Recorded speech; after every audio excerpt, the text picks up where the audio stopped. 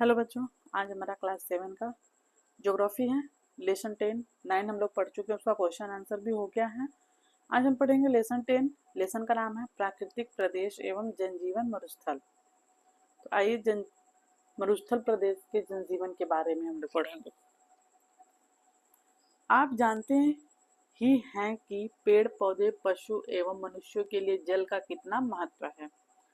जहाँ पीने हेतु जल उपलब्ध न हो, पशुओं को चराने के लिए घास न हो, फसलों की सिंचाई हेतु जल न हो, ऐसे स्थान पर जीव जंतु के लिए जीना कैसा संभव होता है।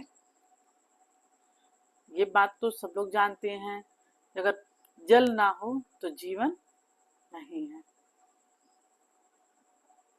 आइए जानें।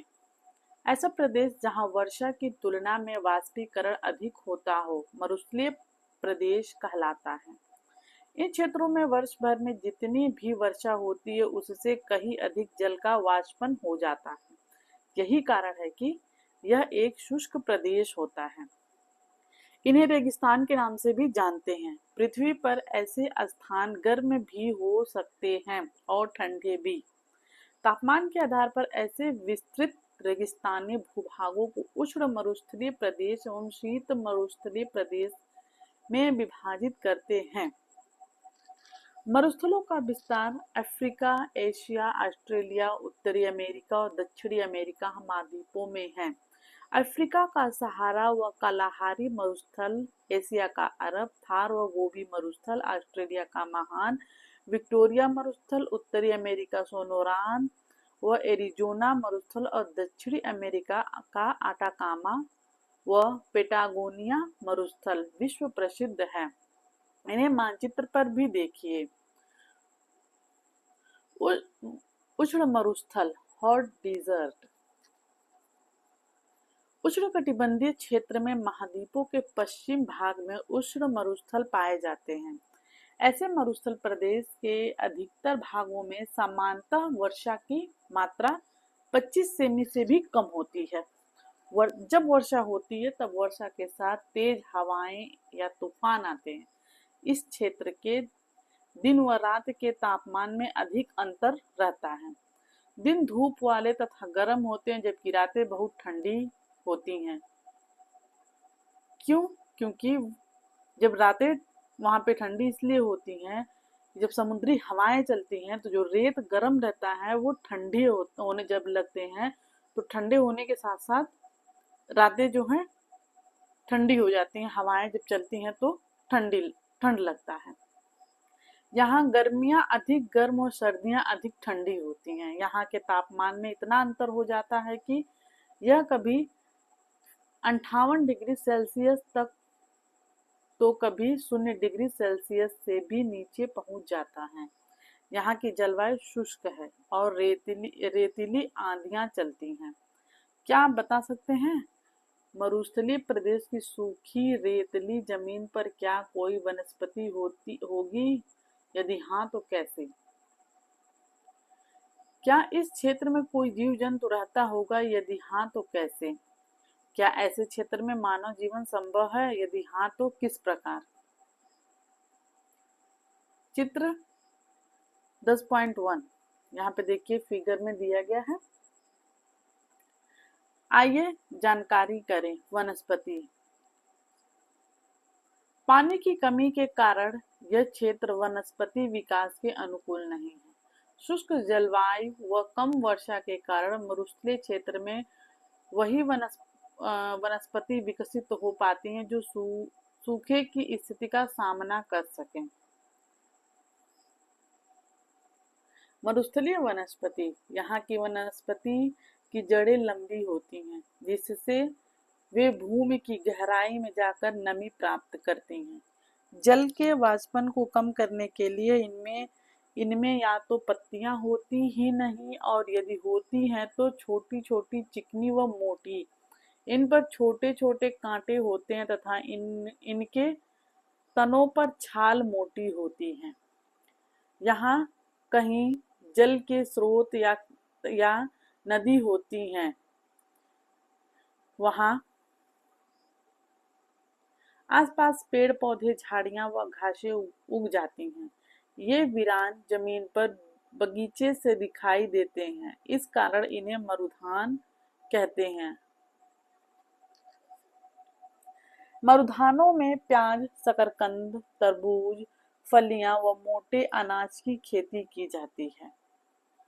मरुधान यहाँ की मुख्य वनस्पति खजूर, बबूल, सेहुड़, नागफनी, ताड़ आदि है। क्या उपयुक्त विशेषताएं आपके आसपास के किसी पेड़ पौधे में मिलती हैं? पता कीजिए और उसका नाम व उससे होने वाले लाभों को अपनी अभ्यास पुस्तिका पर लिखिए। जीव जंतु। आप जानते हैं कि मरुस्थलीय क्षेत्र में पानी का अभाव है और वनस्पति भी कम मात्रा में है। इस कारण यहाँ जीव जंतुओं की संख्या बहुत कम है। यहाँ वे जीव ही रह पाते हैं जिनमें पानी की कमी व अधिक गर्मी सहन करने की क्षमता होती है।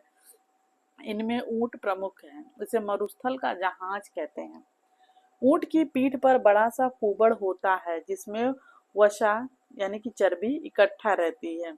यह वसा पानी की कमी को पूरा करती रहती है और ऊंट बहुत दिनों तक बिना पानी पिए जीवित रह लेता है। मंगोलिया में 2 कुबड़ वाले ऊंट भी पाए जाते हैं। ये मरुस्थलीय क्षेत्र में सवारी व सामान ढोने के काम आते हैं। यहाँ भेड़ व बकरियां भी पाई जाती हैं। कुछ अन्य जीव जंतु भी यहाँ पाए जाते हैं जो प्रायः गर्मी से बचने के लिए जमीन के अंदर मांद या बिल बनाकर रहते हैं, जैसे नेवला, सांप, बिच्छू, गोह, रेतमूस, हिरन, गिदड़, चिंगारा, लोमड़ी आदि। आप सोचिए और अपनी अभ्यास पुस्तिका पर लिखिए। ऊंट के पैर गद्दीदार क्यों होते हैं? ऊंट को मरुस्थल का जहाज क्यों कहा जाता है? आपको यह जानकर आश्चर्य होगा कि यहाँ अब विश्व का सबसे बड़ा मरुस्थल सहारा है। वहाँ कभी एक पूरी तरह हरा भरा मैदान था। यह एक सघन बसा क्षेत्र था। सहारा की गुफाओं से प्राप्त चित्रों से ज्ञात होता है कि यहाँ नदियां तथा घड़ियाल पाए जाते थे। हाथी, शेर, जिराफ, शुतुरमुर्ग, भेड़, बकरियां आदि सामान्य जानवर थे। आप पता करें कि ये सब यहाँ से क्यों समाप्त हो गए। मानव जीवन। मरुस्थलीय क्षेत्र की जलवायु बहुत विषम है। पानी की कमी है और तापमान में अंतर है।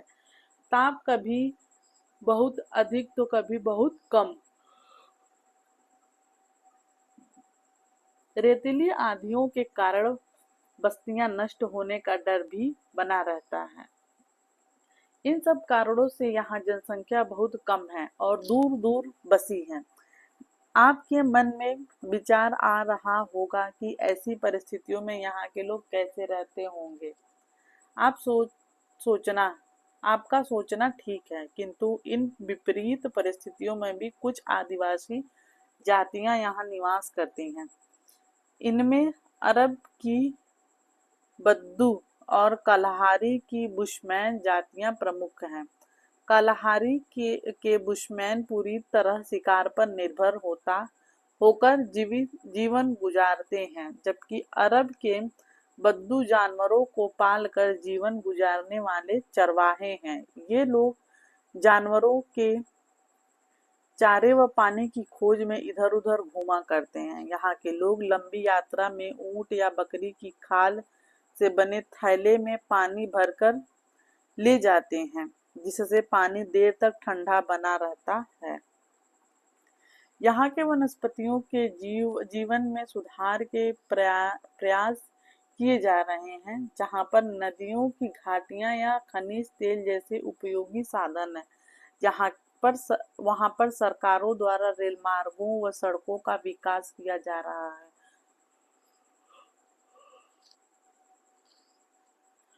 खनन व्यवसाय तथा उद्योग धंधे भी विकसित हो रहे हैं। जहां नदियों द्वारा सिंचाई के साधन उपलब्ध हो सकते हैं, वहां कृषि को प्रोत्साहित किया जा रहा है। और भी जानिए। मरुस्थल में पाए जाने वाले बालू के टीलों को सैंड ड्यून कहते हैं। ये टीले हवा के साथ एक स्थान से दूसरे स्थान पर स्थानांतरित होते हैं। मरुस्थलीय क्षेत्रों में घरों की दीवारें मोटी बनाई जाती है जिससे गर्मी का प्रभाव कम हो सके। नीचे है अभ्यास। निम्नलिखित प्रश्नों के उत्तर संक्षेप में दीजिए। मरुस्थल प्रदेश की जलवायु कैसी है? मरुस्थलीय प्रदेश की वनस्पति की क्या विशेषताएं हैं? मरुस्थलीय प्रदेश के प्राकृतिक वातावरण का मानव जीवन पर क्या प्रभाव है? मरुस्थलीय प्रदेश में मानव जीवन को सामान्य बनाने हेतु क्या उपाय किए जा सकते हैं? यह हमारा चैप्टर था, हम लोगों ने इसको पढ़ा। अगले दिन इसका हम लोग क्वेश्चन आंसर लिखेंगे। नेक्स्ट दिन अगर वीडियो पसंद है तो चैनल को सब्सक्राइब करिए, लाइक करिए, कमेंट करिए और शेयर करिए। तब तक के लिए हम अपना क्लास यहीं पे बंद करते हैं। नेक्स्ट दिन हम लोग इसका क्वेश्चन आंसर लिखेंगे। धन्यवाद।